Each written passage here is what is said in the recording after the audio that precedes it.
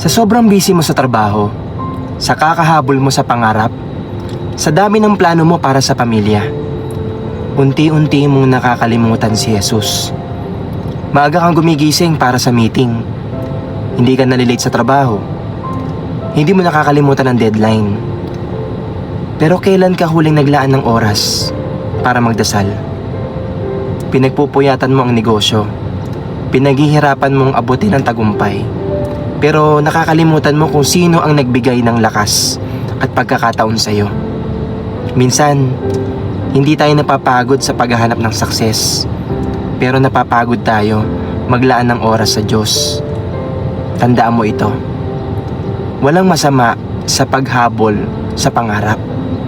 Pero huwag mong kakalimutan ng Diyos na nagbigay sa'yo ng pangarap. Dahil balang araw, maaari mong makuha ang lahat ng gusto mo sa buhay. Pero kung nawala ang relasyon mo kay Jesus, may kulang pa rin sa puso mo.